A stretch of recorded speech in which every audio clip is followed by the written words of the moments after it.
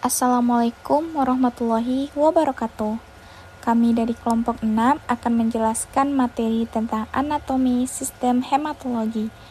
Anggota kelompok Adinda Salsabila, Aisyatul Fakhrini, Dina, Fatia Rizky Laranza, Gilang Ramadan Zain, M. Harif Saputra, Munadia Tusilmi, Najwa Maulidia S, dan Winda Marsya Putri. Hematologi. Hematologi adalah ilmu yang mempelajari tentang darah serta jaringan yang membentuk darah. Dalam arti lain, hematologi juga dikenal sebagai cabang ilmu kedokteran mengenai sel darah, organ pembentuk darah, dan kelainan yang berhubungan dengan sel serta organ pembentuk darah. Yang pertama, hematopoiesis merupakan suatu proses pembentukan sel-sel darah secara keseluruhan meliputi proses pembentukan eritrosit, leukosit, dan trombosit. Proses pembentukan sel-sel darah tersebut dibagi menjadi eritropoiesis, granulositopoiesis, motositopoiesis, dan limfositopoiesis, serta trombositopoiesis. Eritropoiesis dan trombopoiesis merupakan dua proses yang berjalan secara terpisah, sedangkan granulositopoiesis dan monositopoiesis berjalan secara simultan dan berhubungan. Proses hematopoiesis. Yang pertama, seluruh sel-sel darah berasal dari sel punca hematopoietik yang bersifat pluripoten. Sel punca hematopoietik tersebut kemudian berdiferensiasi menghasilkan dua jenis sel induk yang progenitor yang memiliki potensi terbatas. Dan yang kedua, myeloid stem cells akan berdiferensiasi lebih lanjut dan membentuk sel eritrosit, trombosit, granulosit, dan monosit. Dan yang ketiga, myeloid stem cell selanjutnya berdiferensiasi menjadi sel-sel progenitor untuk masing-masing calon sel darah. Stem cell selanjutnya berdiferensiasi menjadi sel-sel progenitor untuk masing-masing calon sel darah. Sel-sel progenitor untuk pembentukan sel-sel darah yang matur disebut colony forming unit. Karena sel-sel tersebut mampu membentuk satu tipe koloni sel saat hematopoiesis 21 dikultur secara in vitro. Selanjutnya, masing-masing CVU berdiferensiasi menjadi sel prekursor sesuai dengan sinyal yang diterima oleh masing-masing koloni tersebut. Lanjut, materi kedua, macam-macam sel darah dan fungsinya. 1. Sel darah merah.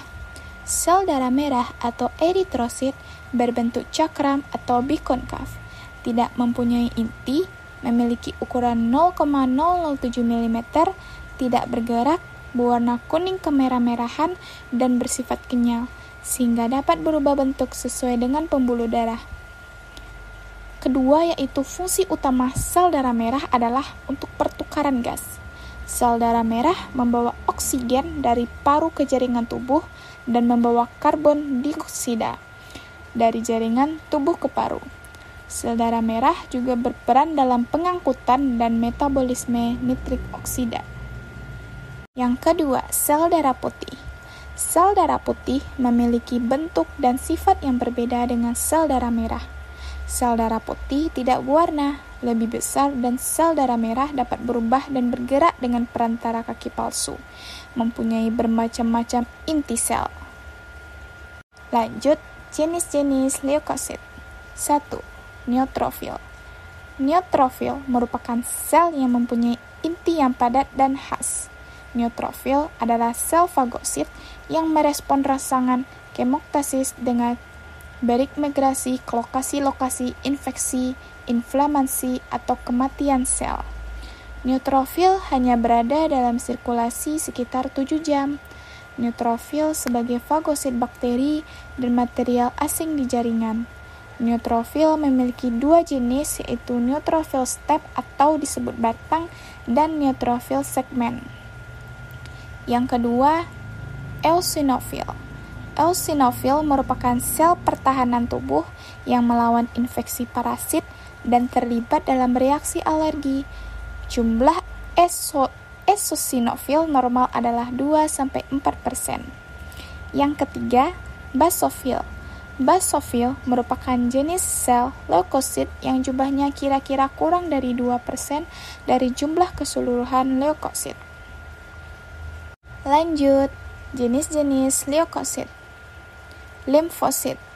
Limfosit merupakan sel yang lebih kecil daripada granulosit dan memiliki nukleus bulat. Limfosit terdiri dari 3 galur, yaitu sel B, sel T, dan sel pembunuh alamiah. Jumlah sel limfosit yaitu 20-40% dari total jumlah leukosit. Jumlah limfosit akan meningkat apabila terjadi infeksi virus. Monosit. Monosit merupakan sel paling besar yang ada di darah. Monosit berada di sirkulasi selama beberapa hari. Monosit berjumlah kira-kira 3-8% dari total jumlah leukosit. Inti selnya mempunyai granula kromatin halus yang menekuk berbentuk menyerupai ginjal atau biji kacang.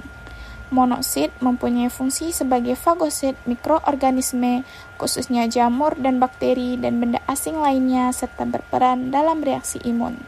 Lanjut, yang ketiga, trombosit. Trombosit bukan merupakan sel, melainkan bagian keping-kepingan dari sel besar. Trombosit berbentuk macam-macam dan memiliki warna putih. Ukuran trombosit kira-kira 2-4 mikron. Pembentukan trombosit terjadi di sumsum tulang, paru, dan limpa. Umur peredaran trombosit sekitar 10 hari. Fungsi trombosit yaitu merespon hemostatis primer dengan membentuk sumbat trombosit pada lokasi luka kecil pembuluh darah. Apabila teraktifkan, trombosit mengubah fosfolipid di permukaannya untuk dapat berinteraksi dengan faktor koagulasi sehingga terjadi pembekuan darah pada lokasi luka jaringan. Lanjut, yang keempat, plasma darah. Plasma darah merupakan cairan berwarna kuning yang dalam reaksi bersifat sedikit alkali. Plasma merupakan medium perantara untuk menyalurkan makanan, mineral, lemak, glukosa, dan asam amino ke jaringan. Plasma juga berfungsi sebagai pengangkut bahan buangan yaitu urea, asam urat, dan sebagian dari karbon dioksida atau CO2. Materi yang terakhir, yaitu degradasi sel darah. Mekanisme degradasi hemoglobin pada parasit malaria. Hemoglobin yang dibawa oleh transport vesikel dari sitosol parasit akan didegradasi secara proteolitik di dalam vakuola makanan, yaitu suatu organel seperti lisosom yang kaya oksigen. Degradasi hemoglobin merupakan suatu proses metabolisme sentral untuk pertumbuhan dan maturasi parasit malaria. Sejak fase tropik, kandungan RNA parasit meningkat dan sejak proses tersebut, replikasi DNA menjadi 8-32 kali lipat. Pertumbuhan parasit secara cepat ini juga akan meningkatkan kebutuhan asam amino yang akan digunakan dalam proses sintetis protein. Sumber-sumber asam amino untuk kebutuhan parasit diperoleh dengan 3 cara, yaitu mencernakan hemoglobin host, uptake asam amino bebas, dan de novo sintetis. Hemoglobin di dalam vakuola makanan yang bersifat asam atau acidic food vakuola akan dipecah menjadi globin dan heme, di mana globin akan dihidrolisis menjadi asam-asam amino bebas untuk sintetis protein parasit. Beberapa enzim protes berperan pada hidrolisis hemoglobin menjadi fragmen peptida kecil di dalam vakuola makanan dan merupakan target obat-obat anti malaria.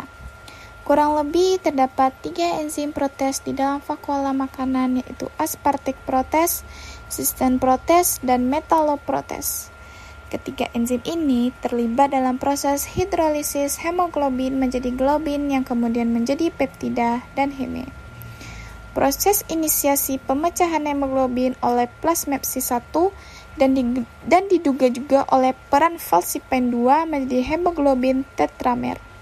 Kemudian falcipain akan melanjutkan pemecahan pada bagian lain dari protein dan falcilisin mengubah oligopeptida menjadi peptida-peptida kecil yang kemudian akan diubah menjadi 20 asam amino oleh aminopeptidase.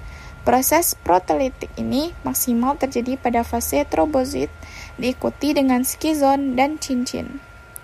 Sekian dan terima kasih.